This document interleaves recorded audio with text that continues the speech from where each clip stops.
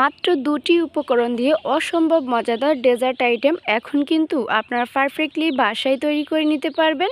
এই ডেজার্টটি দেখতে যতটা লোভনীয়, খেতেও মাশাল্লাহ ততটাই টেস্টি এবং হেলদি একটি খাবার।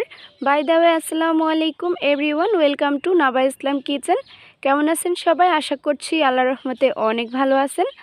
শুধুমাত্র ডিম এবং দুধ দিয়ে এত মজাদার একটি পুডিং রেসিপি আপনাদের সাথে শেয়ার করছি, যেটা কিন্তু একেবারে ছোটরাও খুব ইজিলি পেরে যাবে। তো কথা না বাড়িয়ে কিন্তু চলে যাচ্ছি মূল রেসিপিতে। তার আগে বলে দিচ্ছি, সম্পূর্ণ ভিডিওটি না টেনে দেখার অনুরোধ রইল। সরাসরি চলে এসেছি কিচেনে। আমি একটা পাতিল নিয়েছি আর এখানে আমি হাফ লিটার লিকুইড মিল্ক নিয়ে নিচ্ছি। আর এটা কিন্তু আমি একেবারে জাল করে ঘন করে নিব। দেখতে পাচ্ছেন এটা কিন্তু ফ্রোজেন করা ছিল। এখন আমি এটা জাল করে নিব 8 থেকে 10 মিনিট। এখানে যদি হাফ লিটার দুধ থাকে, এই দুধটাকে জাল করে 4 ভাগের 3 ভাগ করে নিতে হবে। তো দেখতে পাচ্ছেন এটা ভালো করে জাল করে নিচ্ছি। এইদিকে আমি কয়েকটা ডিম ভেঙে নিয়েছি। প্রথমেই আমি এখানে 4টি ডিম নিয়েছিলাম, পরে আবার আরও একটি ডিম অ্যাড করেছি, সেটা কোনোভাবে স্কিপ করে গেছি। তো আমি এটা একটা হ্যান্ড উইস্কের সাহায্যে ভালো করে ফাটিয়ে নিচ্ছি। এই ডিমটি কিন্তু ভালো করে মিক্স করে নিতে হবে, যাতে দানা দানা সাদা অংশটা না থাকে, এটা যাতে একেবারেই মেল্ট হয়ে যায়। তো ভালো করে ফাটানো হয়ে গিয়েছে, দেখতে পাচ্ছেন কেমন আছে। এখন কিন্তু মোটামুটি 10 মিনিট পর আমি দুধের কাছে ফিরে এসেছি। এটা কিন্তু একাধারে নেড়ে যেতে হবে, তলানিতে যাতে লেগে না যায়।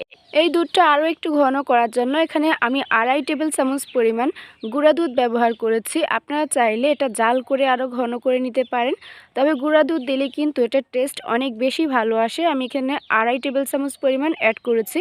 আর এটা অ্যাড করে কিন্তু আমি ভালো করে মিক্স করে নিচ্ছি, যাতে দানা দানা না থাকে। অবশ্যই কিন্তু দুধটি মিডিয়াম টু লো ফ্লেমে রেখে জাল করে নিতে হবে। যদি আপনার হাই করে জাল করেন, তাহলে সেক্ষেত্রে কিন্তু দুধটা পুড়ে যাবে, ঘন হয়ে যাবে না।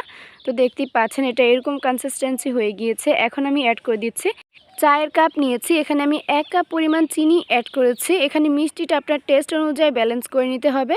মিষ্টিটাকে ব্যালেন্স করার জন্য হাফ চা চামচ লবণ অ্যাড করে দিয়েছি। আর এটা কিন্তু মোস্ট ইম্পর্টেন্ট, ডেজার্টে কিন্তু লবণ না দিলে খেতে ভালো লাগে না আমার কাছে।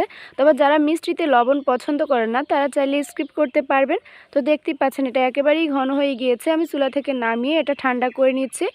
এটা একটু পরপর নেড়ে দিবেন যাতে সর না পড়ে যায়। এইদিকে আমি একটা ফুডিং মোল্ড নিয়েছি, আর এখানে আমি মোটামুটি 3 টেবিল চামচ পরিমাণ চিনি দিয়ে এটা ক্যারামেল করে নিচ্ছি।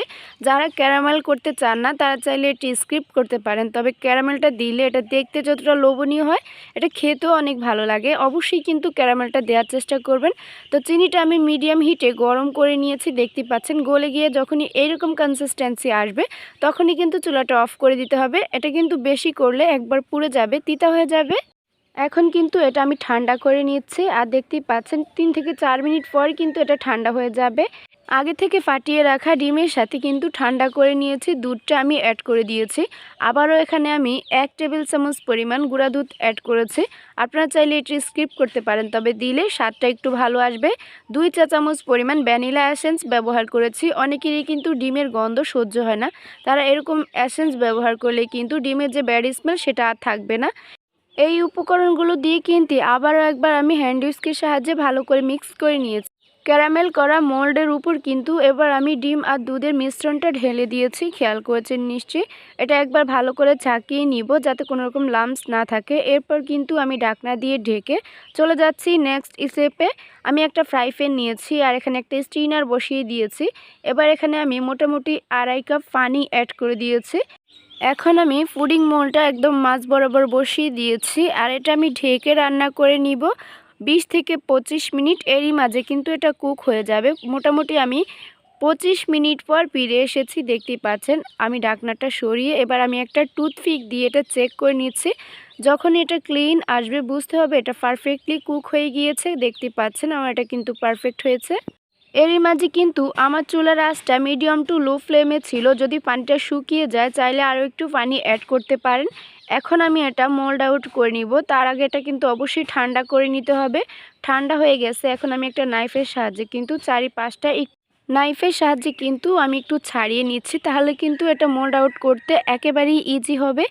একটা বড় ডিশ নিয়েছি, আর এটা আমি একেবারে উপর করে ঢেলে দিয়েছি। আপনারা খেয়াল করেছেন নিশ্চয়ই কীভাবে কাজটি করছি। এবার কিন্তু আমি এটা মোল্ড আউট করে নিচ্ছি। মাশাআল্লাহ, দেখতেই পাচ্ছেন কতটা সুন্দর এবং লোভনীয় হয়েছে দেখতে। খেয়াল করেছেন নিশ্চয়ই এই ডেজার্টটি তৈরি করতে কিন্তু একেবারেই কম উপকরণে আপনারা ঝটফট তৈরি করে ফেলতে পারবেন, আর এটা খেতে অনেক বেশি মজা হয়। এই পুডিং ডেজার্টটি এখন আপনাদের সাথে আমি কেটে শেয়ার করছি, এটা কতটা পারফেক্ট হয়েছে খেয়াল করেছেন নিশ্চয়ই। হাতে যদি 30 মিনিট সময় থাকে তাহলে কিন্তু এই ডেজার্টটি একবার আপনিও বাসায় ট্রাই করে দেখতে পারেন। এটা খেতে হয় অনেক বেশি মজা এবং হেলদি একটি খাবার। আজকের ভিডিওটি কেমন লেগেছে অবশ্যই কিন্তু কমেন্ট করে জানাবেন। ভালো লাগলে একটি শেয়ারের অনুরোধ রইল। আপনার একটি শেয়ারের ধারায় কিন্তু যে কারো উপকারে আসতে পারে। আজকে এ পর্যন্ত, এতক্ষণ ভিডিওটির সাথে থাকার জন্য অনেক অনেক ধন্যবাদ। আল্লাহ হাফেজ।